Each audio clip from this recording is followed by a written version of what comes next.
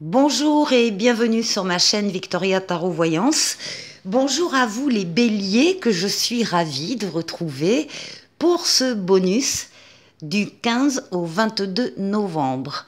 Vous l'aurez constaté, jusqu'à maintenant, je fais des bonus qui sont valables 15 jours. Eh bien, à partir de maintenant, je ferai un bonus toutes les semaines. Voilà. Donc, les béliers, à partir du 15 et 22 novembre, un message pour vous des portes de l'intuition. Et on vous parle de la perle. Témoignez de la reconnaissance pour ce que vous avez dans la vie. Vous avez une perle à l'intérieur de vous. Vous êtes la perle. Alors on vous demande d'avoir de la reconnaissance pour ce que vous êtes également. Bon, en particulier, cette semaine-là, allez, on va prendre maintenant le Light Seers Tarot pour un tirage en 7 lames. Pour vous, les béliers du 15 au 22 novembre, mais d'abord la coupe, tempérance et le chariot. Très bien. Tempérance, c'est la lame de la douceur. C'est la fluidité dans les communications, écrites ou orales, quand vous rencontrez des personnes qui détiennent des réponses par rapport à vos questions. Fluidité dans les déplacements également. On vous voit passer facilement d'un endroit à l'autre. C'est une lame de guérison. C'est une lame de guérison des traumatismes passés. Donc vous êtes vous-même, vous pouvez être en voie de guérison ou totalement guéri d'un traumatisme du passé. C'est une lame d'équilibre, c'est une lame d'amélioration de la vie, c'est une lame de... on peut retrouver pour certains d'entre vous la personne à qui l'on tient. C'est une lame qui parle d'un esprit donc de tempérance, de modération, de douceur, de calme. Vous savez utiliser les mots qu'il faut pour convaincre quelqu'un ou pour expliquer une de vos décisions. Les mots sont très importants pour vous, en particulier cette semaine. En tout cas, la douceur vous promet, vous amène à un succès, à une réussite, à une victoire. On voit que vous avez fait des efforts, que vous avez su axer vos forces et vos énergies sur un objectif à atteindre et il va être atteint en douceur.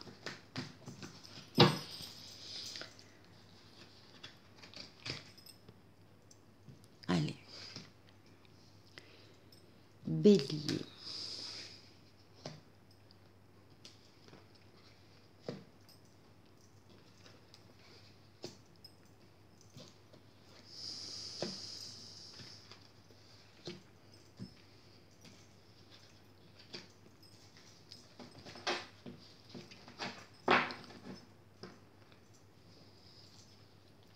En d'autres paquets, il y a de la réflexion aussi de votre part.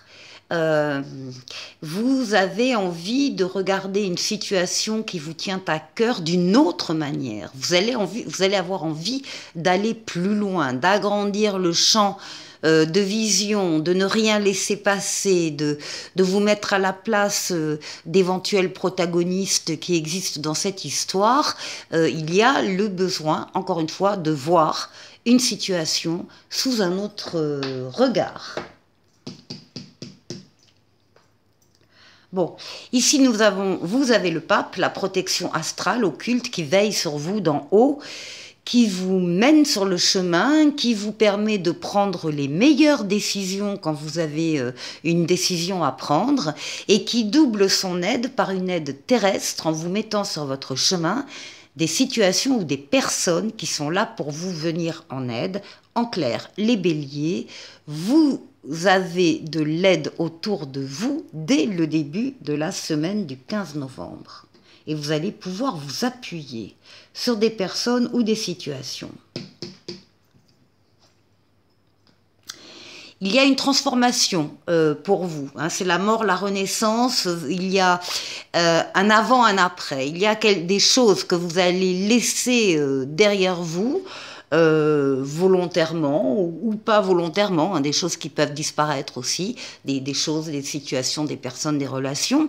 Mais tout ça fait partie du passé, vous en êtes pleinement conscient et vous avez, vous, envie de passer à un autre stade de votre vie, un stade supérieur. Vous avez envie de vous alléger de tous les poids, justement, qui ont pu peser dans votre passé. Transformation ici, positive de votre vie. Alors, ici, on peut parler effectivement du domaine amoureux. Il peut y avoir ici des changements, des évolutions, des progressions dans le domaine amoureux.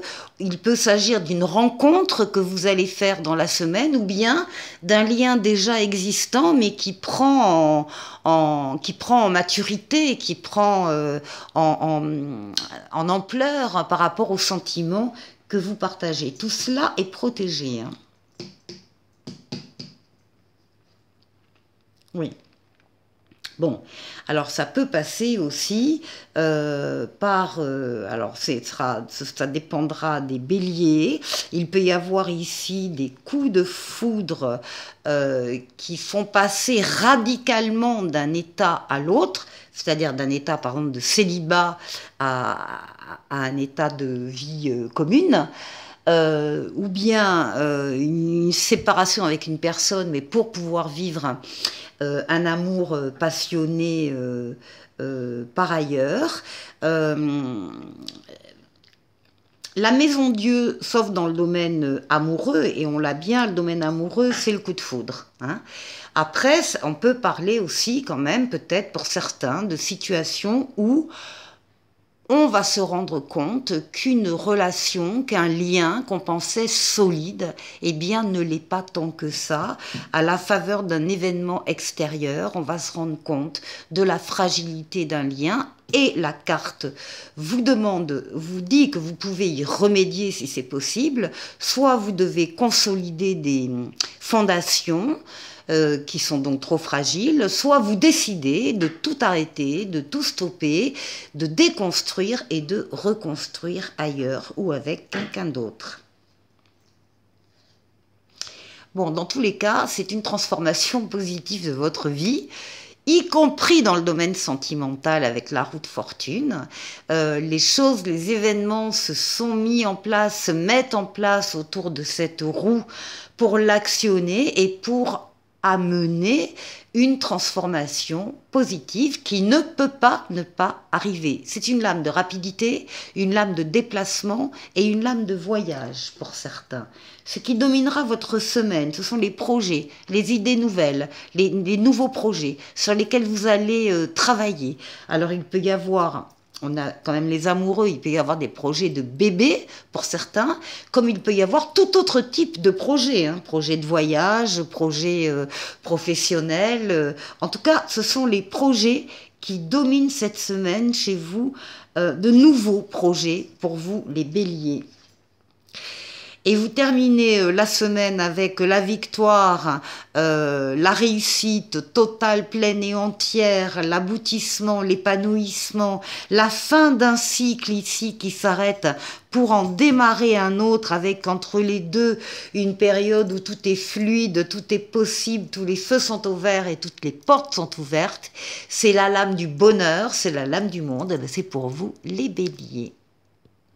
Pour la deuxième partie, je prends le tarotica, lame majeure, lame mineure, et on va faire le tour de 6 domaines de vie vous concernant. Alors d'abord, on va aller voir comment vous vous sentez, les béliers. Comment vous allez, votre intériorité. On va aller voir la force qui va vous aider pendant cette semaine. On va aller voir le défi qu'il faudra relever. Et puis, on va aller faire un tour du côté du travail, du côté des finances et du côté relationnel.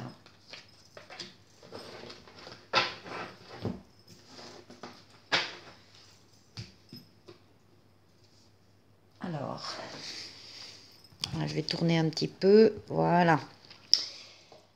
Alors, pour vous, les béliers, et ben voilà, on retrouve la douceur, la tempérance que vous aviez dans le jeu précédent, oui. Avec, vous avez besoin de douceur aussi parce que vous êtes fatigué. On a ici la lame du 4 d'épée. Le 4 d'épée parle d'un repos nécessaire, d'une récupération, d'un profond sommeil récupérateur. Il faut trouver l'apaisement. Donc c'est le repos et le rajeunissement avec de la douceur. Vous avez envie d'être dans votre cocon et voilà, qu'il y ait autour de vous que des choses douces, apaisées, tempérées.